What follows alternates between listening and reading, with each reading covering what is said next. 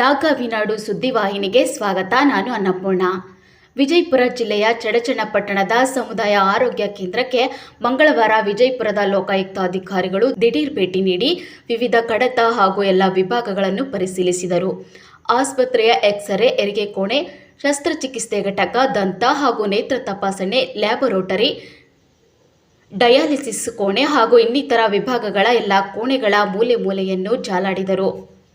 ಲೋಕಾಯುಕ್ತ ಭೇಟಿ ವೇಳೆ ಸಮುದಾಯ ಆರೋಗ್ಯ ಕೇಂದ್ರದಲ್ಲಿ ಕೆಲವು ಔಷಧಿಗಳು ಡೇಟ್ ಡಿಬಾರ್ ಆಗಿರುವುದು ಅವರ ಗಮನಕ್ಕೆ ಬಂದಿದ್ದು, ಇಂತಹ ಔಷಧಿಗಳನ್ನು ರೋಗಿಗಳಿಗೆ ನೀಡಿದರೆ ಹೇಗೆ ಎಂದು ಆಸ್ಪತ್ರೆಯ ಸಿಬ್ಬಂದಿಗೆ ತರಾಟೆಗೆ ತೆಗೆದುಕೊಂಡ ಘಟನೆಯೂ ನಡೆಯಿತು.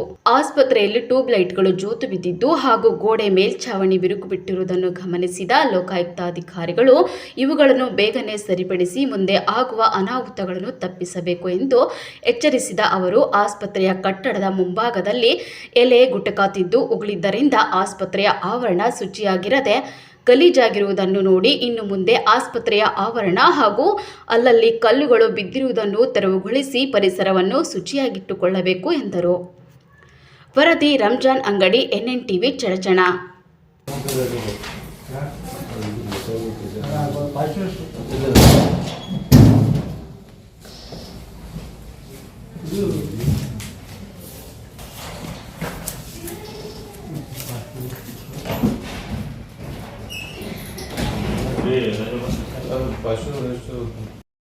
ಯಾವ ಸ್ಕಿನ್ ಪ್ರಾಬ್ಲಮ್ ಆಗಿರ್ಬೋಸ್ಕರ ಬಾಡಿ ಪೇನ್ ಆಗಿರ್ಬೋದು, ಆಮೇಲೆ ನೆಕ್ಸ್ಟ್ ಇದೆ, ಆಮೇಲೆ ಕೋಲ್ಡ್ ಆಗಿರ್ಬೋದು, ಓವರಾಲ್ ಸಮಸ್ಯೆ ಇರ್ಬೋದು, RAB4 ಇಂಜೆಕ್ಷನ್ ಇವೆಲ್ಲ ನಾವು ಕೂತ್ಕೊಂಡು ಮಾಡ್ತೀವಿ.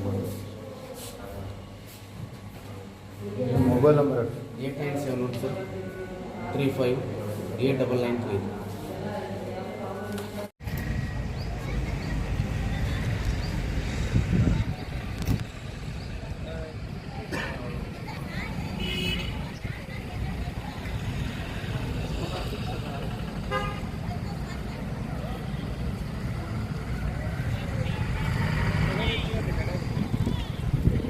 ತೋರಿಸಿ ಅದು ಬೇಗ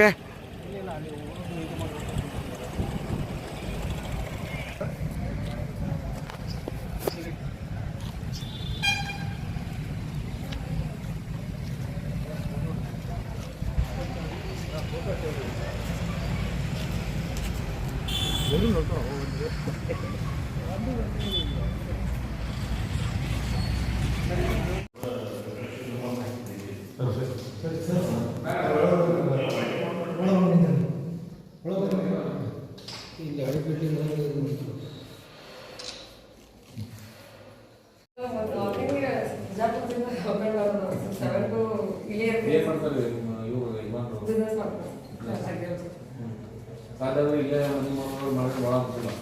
ನಮ್ಮ ಗೊತ್ತಿಗೆ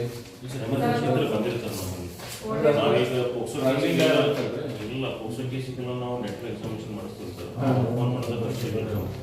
ನಿನ್ನೆ ಮೊನ್ನೆ